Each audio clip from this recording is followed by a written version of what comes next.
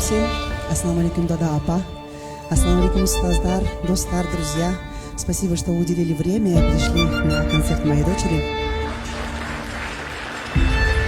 Каждая нота наших концертов – это каждая минута, которую вы вложили в воспитание, в мое воспитание и воспитание Злали. Рахмат, дада апа. Рахмат, спасибо.